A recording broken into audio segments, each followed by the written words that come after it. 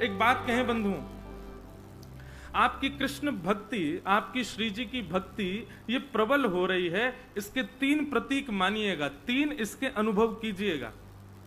सबसे पहला, यमुना जी के प्रति जल की भ्रांति ना होकर के साक्षात श्री जी की सहचरी है, ये भाव उत्पन्न हो जाए, समझ जाना श्री जी प्रसन्न है। यमुना जी के प्रति जल की भावना ना रहे, यमुना जी के प्रति श्री जी की ही सहचरी है, ये हमारी किशोरी जी की ही दासी हैं, हमारे ठाकुर जी की सहचरी हैं। यमुना जी के जल के प्रति जल की भ्रांति ना रहे, ब्रज के रज के प्रति रज की भ्रांति ना रहे। ये मिट्टी है, ये कण है, ये धूल है। जब तक आपको यमुना जी जल लग रही हैं और ब्रज के रज कण लग रहे हैं, धूल लग रहे हैं, तब तक ठाकुर जी खूब दूर हैं आपसे। और तीसरा, श्री गिरिराज जी के प्रति पर्वत की भावना नहीं, श्री गिरिराज जी के प्रति निष्ठुर पत्थर की भावना ना हो। ये 3 भावनाएं जिस दिन आपकी चैतन्य में परिवर्तित हो जाएंगी, श्री यमुना जी सहचरी स्वरूप, श्री रजरानी ठाकुर जी के ही अंग के, ये हम क्या कहते हैं पता, एक नया भाव आया महाराज जी कि हमारे श्री राधा रमन जी भी क्रीम पाउडर लगा में, काय को लगा में, बोले ब्रज की रज को लगा में। ये सबरे क्रीम पाउडर जो लगा में अपने मुंह पे, ठाकुर जी भी कम थोड़ी हमारे, बहु लगा में, यमुना जी में मिश्रित करके ब्रज रज जो है वो क्रीम बन जाए, सुबह को तिलक लगा में ठाकुर जी, केसर को तिलक लगा में ठाकुर जी। और जब गौरज उड़ उड़ करके ठाकुर जी के अंग पर लगे, तो श्रीमद् भागवत में वर्णन, इतना सुंदर दर्शन है। तम गो रजत छुरित कुंतल बद्ध वरह वन्य प्रसून रुचिरे क्षण चारुहासम वेणुम क्वणंत मनुगई रनुगीत कीर्ति। ठाकुर जी को इतना सुख मिलता है जब ब्रजरज उड़ करके ठाकुर जी के अंग पर लगती है। तो सबसे पहले तो यमुना जी के प्रति आपकी जल की भावना खत्म होनी चाहिए, वो जल नहीं है। श्री किशोरी जी और ठाकुर जी दोनों जब निकुंज में लीला करते हैं तो श्रमित ठाकुर जी, श्रमित श्री जी के अंग से निकला हुआ प्रश्वेत ही श्री यमुना जी, वो सहचरी है ठाकुर जी की, उनके प्रति जल की भावना नहीं। दूसरा, रज के प्रति धूल की कण की भावना ये खत्म हो, और श्री गिरिराज जी के प्रति तो जीर्णोद्धार होने लगा ब्रजमंडल का।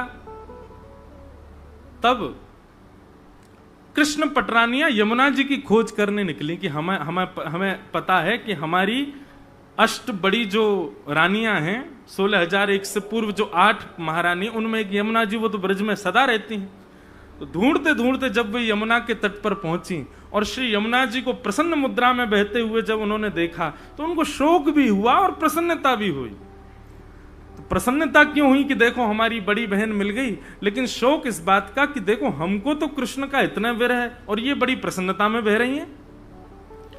तो 16,100 रानियों ने यमुना जी से प्रार्थना की, आप इतनी प्रसन्न क्यों हो? आपको कृष्ण के जाने का विरह नहीं? आपको हमारे स्वामी के लीला विश्राम का विरह नहीं हो रहा?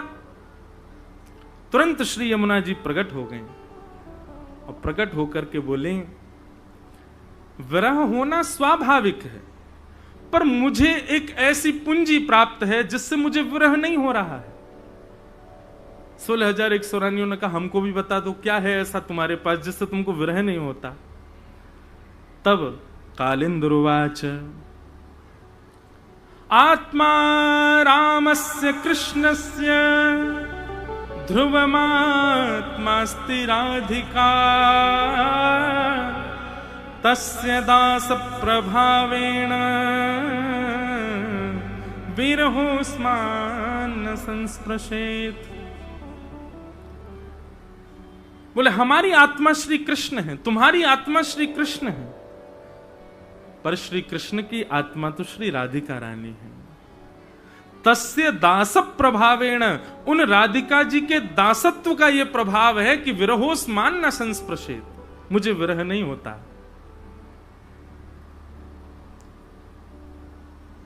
कृष्ण पटरानिया बोली, उनके दासत्व में ऐसा क्या है?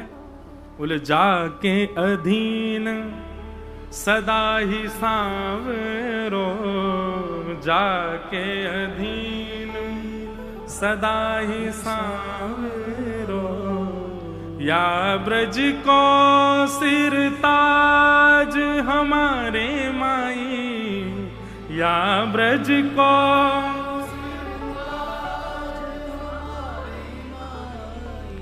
श्यामा जू को राज हमारे माई, श्यामा जू को जाके अधीन सदा ही सांवरो, या ब्रज को सिर ताज हमारे माई श्यामा जू को राज। श्री विठ्ठल विपुल विहारिण केवल, ज्यों जलधर सो गाज हमारे माई श्यामा जू को राज।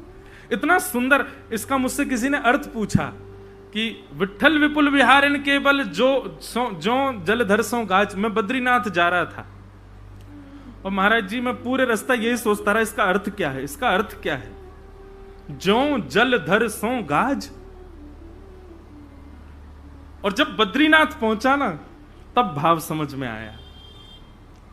श्री विठ्ठल विपुल विहारिण देव जी कह रहे हैं, बोले किशोरी जी की सामर्थ्य कैसी है, किशोरी जी के शरण में रहने वाले कितने निडर हो जाते हैं, किशोरी जी के शरणागत अनुगत्य में रहने वालों को किसी से भय नहीं होता, किस बात से निर्भीक रहते हैं। बोले जिस प्रकार वन का राजा होता है शेर, वो शेर दहाड़े तो सारे जीव भाग जाते हैं, लेकिन काले काले बादल जब आकाश में गर्जना करते हैं तब शेर भी अपने गुफा में जाके बैठ जाता है।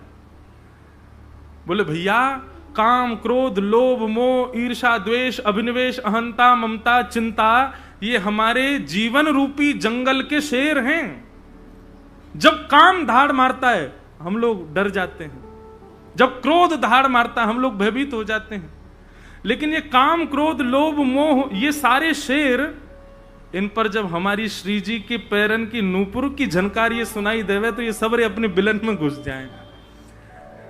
विठ्ठल विपुल विहारिण केवल जो जलधर सो गाज।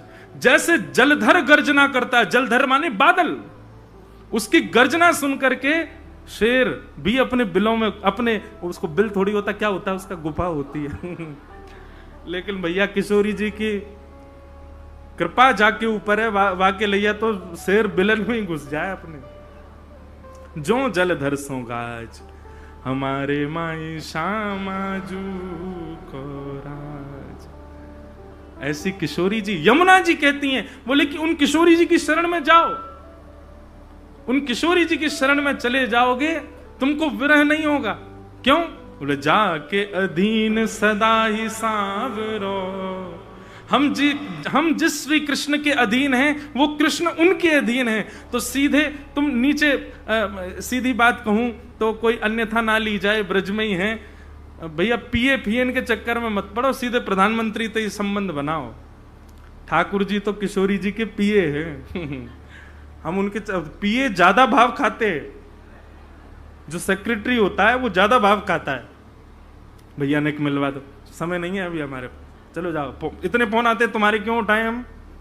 ठाकुर जी पर इतने फोन जाते हैं।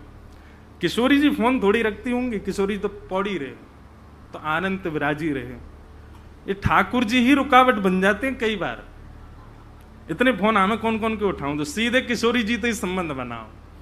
और भैया किशोरी जी से, किशोरी जी के अनुगत्य के लिए ब्रजवासीन को प्रसन्न रखो, वैष्णवन को प्रसन्न रखो, संत जनन को प्रसन्न रखो, ब्रजरज को खूब आनंद से ब्रजरज की सेवा करो, गिरिराज जी की सेवा करो, यमुना जी की सेवा करो। इन सब की सेवा से श्री जी प्रसन्न हो जाएंगे, और श्री जी प्रसन्न है गई तो ठाकुर जी पर फिर और कोई चारा नहीं है। उनको हमसे प्रसन्न होना ही पड़ेगा, उनको हमसे सुख लेना ही पड़ेगा। तो श्री यमुना जी कहती हैं कि जाओ किशोरी जी की शरण में जाओ। पर जैसे ही कृष्ण पटरानियां किशोरी जी की शरण लेने लगी, तुरंत यमुना जी कहती अभी रुको, एक काम तुमको करना है। क्या? किशोरी जी की सेवा में कहीं अपराध ना बन जाए, उसके पहले एक बार भागवत की कथा सुनो। तो कृष्ण पटरानियां कहती हमको कौन सुनाएगा कथा? बोले अरे ब्रजमंडल में ठाकुर जी का यश गावे वारे छुपे छुपे बैठे रहे, यमुना जी से आज्ञा ली, बोले कि आप आज्ञा करो, कहां है, कौन है? तब यमुना जी और सांडिल मुनि दोनों आज्ञा, वहां सांडिल मुनि वज्रनाभ को आज्ञा करते हैं और यमुना जी यहां कृष्ण पटरानियों को आज्ञा करती हैं कि श्री गोवर्धन में कुसुम सरोवर है, और वहां कुसुम सरोवर के लता गुल्म पत्रों में श्री उद्धव जी महाराज बैठे। कृष्ण पटरानियां बोली उद्धव जी तो बद्रीनाथ चले गए। बोले उद्धव जी का देह बद्रीनाथ में है, उद्धव जी के प्राण तो श्री ब्रजमंडल में ही हैं। क्यों? जब उद्धव जी वृंदावन गए तो उन्होंने मांगा है, आशा महो चरण रेणुज श्याम हम श्याम वृंदावने किमपि गुलमलतोषधीनाम। उद्धव जी ने मांगा है भगवान से, क्या? हे विधाता, यदि तुम मेरी भक्ति से, मेरे भाव से, मेरे ज्ञान से, मेरे वैराग्य से, मेरे किसी भी उपाय से थोड़े भी प्रसन्न हो, तो उस थोड़ी प्रसन्नता का एक फल मुझको दे दो। क्या? कि मुझे वृंदावन वास मिल जाए, और वृंदावन में कोई मुझे इंसान मत बनाइए। तो क्या बनना है वृंदावन में? बोले वृंदावने किमपि गुलमलतौषधीनाम, वृंदावन में कोई छोटा सा पौधा बनाओ, बड़ा वृक्ष भी नहीं कहा है, छोटा पौधा बना दो। क्यों? बोले जब जब ब्यार चलेगी, जब जब हवा चलेगी, इन ब्रजवासीन की चरण रज उड़ उड़ करके मुंह को सुनाई देगी, वही में मेरो सुख रहेगो। ये वरदान मुझे चाहिए।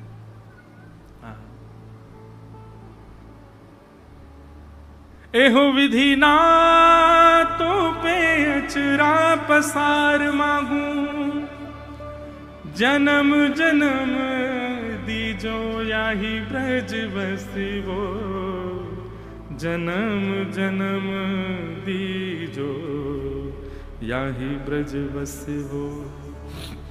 एक वैष्णव मुझे मिले, मुझसे बोले महाराज जी मुझे वृंदावन मिल गया। मैंने कि अच्छा, अब बोले अब मेरी कोई अभिलाषा नहीं है ठाकुर जी से, अब मैं कुछ मांगता ही नहीं ठाकुर जी, ठाकुर जी ने सब दे दिया। सुबह राधा वल्लभ जी, बिहारी जी, सब जगह दर्शन करता हूं और आनंद से ब्रज में रह रहा हूं, अब मुझे कुछ नहीं चाहिए। मैंने कहा ऐसा मत करो, मैंने कुछ तो मांगो। बोले क्या? अगले जन्म का रजिस्ट्रेशन मांगो वृंदावन में।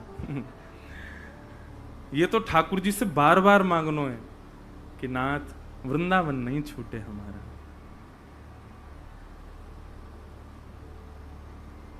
एक भाव श्री गिरधर लाल जी ने लिखवाया, बहुत सुंदर। राधिका रानी जी, कहा मांगनो है? किशोरी जी से।